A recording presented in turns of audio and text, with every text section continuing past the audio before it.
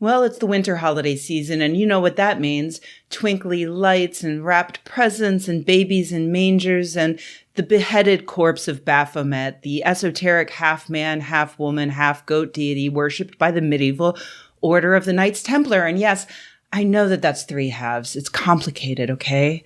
By the way, is it just me, or have we lost the true meaning of the season? Like, kids are beheading Baphomet without even understanding that he represents the balance of all things and that her destruction is a metaphor for the collapse of societal order. They're just doing it for fun. It's sad, really. Last week, 35-year-old Michael Cassidy drove from his home state in Mississippi to the Iowa State Capitol because, specifically, he heard that there was a Baphomet statue on display there. Why was there a Baphomet statue in the Iowa State Capitol? Simple, to teach conservative Christians about the importance of separation of church and state. By which I mean the Satanic Temple petitioned to have it displayed there alongside other religious groups' holiday features. You see, here in the United States, we ostensibly have freedom of religion. Now, the last time I mentioned this in a video, there were a lot of commenters arguing that separation of church and state is not central to the United States governing documents, which I found strange. But since then, I've actually been seeing a lot of talking points along those lines on social media. And of course on Fox News. So let me be clear, this is a very stupid meme, and I'm not sure why so many of you are taking it seriously. Just because you heard someone on Newsmax or wherever say that the words separation of church and state don't actually appear in the Declaration of Independence or whatever, it doesn't mean that it isn't a foundational concept for our country. Our dear old founding fathers talked about this all the time. Like, you'd be hard-pressed to get Thomas Jefferson to talk about anything else. Every dinner party, it was either religion is a matter which lies solely between man and his God, or damn, I love having sex with my slave. That guy, am I right? And of course, that's why we have the First Amendment to the Constitution, confirming that our government can make no law respecting an establishment of religion or prohibiting the free exercise thereof. In the centuries since, legislature and court opinion have narrowed down exactly what is and is not allowed when it comes to things like the display of religion in public spaces. I'm no constitutional lawyer, but it's my understanding that currently private groups may erect religious displays on government property as long as the government remains neutral and does not discriminate against other religions. That's why at Christmas time, your state capitol might feature baby Jesus in a manger, but also a menorah. And in Iowa, also the mirrored skull of a goat deity perched atop a mannequin holding a pentagram wreath and accompanied by the traditional guy who runs the shoe rental at the bowling alley praying in Latin at its base. The Satanic Temple was established in 2013, kind of like a protest to George W. Bush's administration's formation of an office that prioritized giving funds to faith-based initiatives. The temple doesn't designate a belief in any supernatural entities, including Satan, but instead holds 7 secular tenets that focus on science, compassion, and justice. Over the years, they've campaigned for separation of church and state in various ways, like by protesting Christian missionaries and prayer in public schools, and of course by placing their own displays next to Christian nativity scenes at Christmas time. Many chapters around the U.S. have come up with fun and weird displays over the years, but this year's Baphomet at the Iowa Capitol got a surprising amount of negative publicity from conservatives clutching their pearls at an anti-Christian display.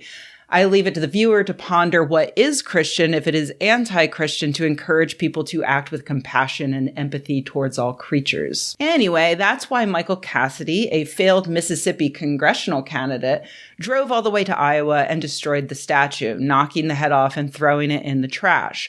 Amusingly, if you check out Cassidy's old campaign website, you'll see that one of his campaign's promises was to support an automatic 10 years in jail for the destruction of statues, infrastructure, and houses of worship, plus the cost of repair. Instead of that, Cassidy faces vandalism charges that have a maximum of 1 year in prison and a $2,560 fine, which, that's not nothing.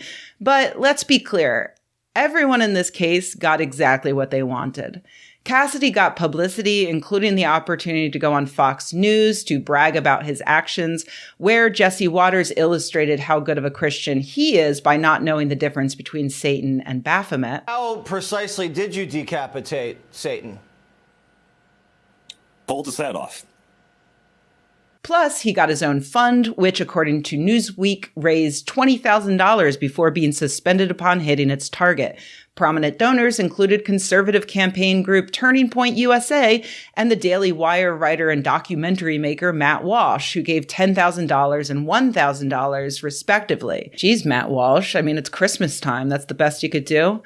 Anyway, meanwhile, the Satanic Temple got a ton of publicity as well, probably their own influx of donations, and they got their point proven very clearly.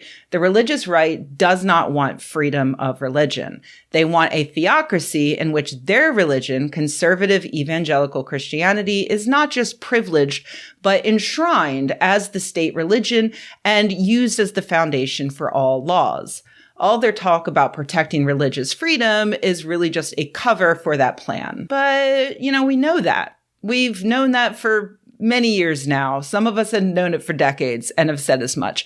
But in the past few years, particularly, the religious right has all but abandoned the charade, and they're openly campaigning for a Christian theocracy. If the Baphomet statue was really going to expose conservative Christian hypocrisy, then it would have resulted in conservative Christian leaders and conservative Christian followers to stand up and say, hold on, if we don't want people destroying nativity scenes, then we can't support people destroying other religious displays, even those that we don't believe in or actively oppose. You'd hear them saying, maybe no religious organization should have displays on government property. Maybe those belong in our churches and our synagogues and our spooky decommissioned Victorian mortuaries. But you don't hear that because the mask is already off.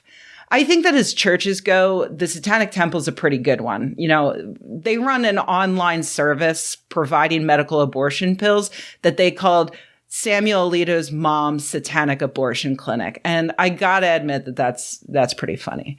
But honestly, I just keep coming back to the fact that it's still a church, and maybe the world just doesn't need more of those. Churches are top-down institutions where one person or a handful, pretty much always men, have a bunch of power over how people should think and behave. And shouldn't we be beyond that type of system by now?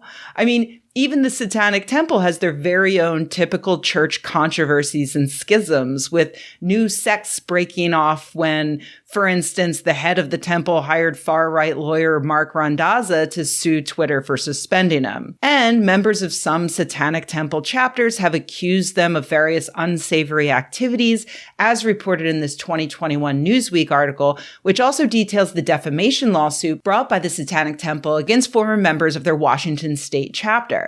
That lawsuit was dismissed in 2022, just a few months after the Satanic Temple also sued Newsweek for defamation for that article. That case was also mostly dismissed in 2023, though one specific claim of libel is still being considered as of this recording. The drama, the infighting, the frankly concerning number of lawsuits that make me rather worried about even discussing this. The Satanic Temple truly is a church, I guess. They've made it. Anyway, I do hope that the beheading of Baphomet inspires some Christian conservatives somewhere to wake up and smell the hypocrisy. But I'm afraid that the response to it means that all it's going to do is show the theocrats that there are no consequences for religious intolerance against anyone but Christians. And that is probably not going to go well for the Muslims, Jews, atheists, and others who make up 40% of this country.